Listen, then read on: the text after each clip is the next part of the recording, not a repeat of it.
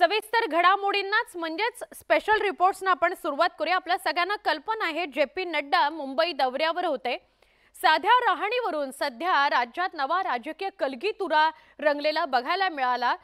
त्याचं कारण असं की भाजपचे राष्ट्रीय अध्यक्ष जे.पी. नड्डा यांनी पक्षाच्या नेत्यांना निवडणुकीत साध्या राहणीचा सल्ला दिला। त्यावरूनच हा राजकीय सामना रंगलेला बघायला मिळतोय।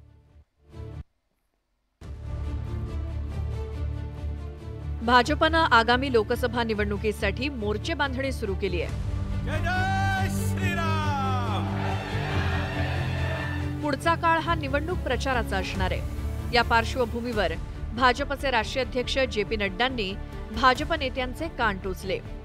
निवडणूक प्रचारादरम्यान आलिशान वाहनं आणि महागडी घड्याळं वापरू नये, तसंच साधी राहणी ठेवावी अशा सूचना नड्डांनी केल्या आहेत। आप सब लोग पूरी ताकत से अपने सभी मतदाता बंधुओं से संपर्क करिए, मिलिए, उनको सारी बातें बताइए और उनके साथ उनका समर्थन लेकर के देश को मोदी जी के नेतृत्व में और प्रगति की ओर ले जाने में अपना योगदान कीजिए। जे.पी. नड्डांनी बुधवारी मुंबईचा दौरा केला, तसंच मुंबईतल्या 6 लोकसभा निवडणूक मतदारसंघांचा आढावा घेतला। यावेळी पक्षाचे आमदार, खासदार आणि नेत्यांना भपकेबाज राहणीमान टाळण्याचा सल्ला त्यांनी दिला। नड्डांच्या या सूचनेवरून आता राजकारण सुरू झालंय। विरोधकांनी भाजप नेत्यांच्या राहणीमानावर बोट ठेवलंय।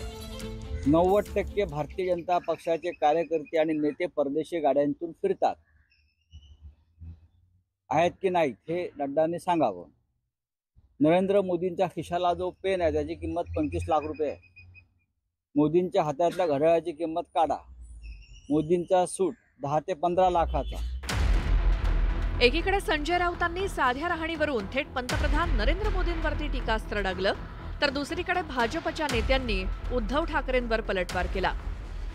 जेवण असो, स्वतःची लॉन्ड्री असो, स्वतःच्या गाड्या असो, जेवढ्या गाड्या प्रायव्हेट गाड्या हे उद्धव ठाकरे आणि कुटुंबीय वापरतात, हे काय साध्या अँबॅसेडर मध्ये फिरतात, साध्या जीप मध्ये फिरतात।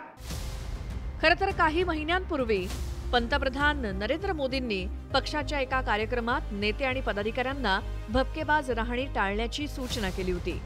तोच धागा पकडून राष्ट्रीय अध्यक्ष जे.पी. नड्डांनी मुंबईतील कार्यकर्त्यांना कानपिचक्या दिल्या। पण उंची वस्त्र, आलिशान वाहनं, महागडे मोबाईल फोन्स आणि महागडी घड्याळं ही नेत्यांची ओळख बनली आहे आणि त्याला कोणताच राजकीय पक्ष अपवाद नाही। पण आता नड्डांनी भाजप नेत्यांना साध्या राहणीचा सल्ला दिलाय। भाजप कार्यकर्ते नड्डांच्या या सूचनेचं पालन करणार का, हाच खरा प्रश्न आहे। Bureau report, news 18 Lokmat.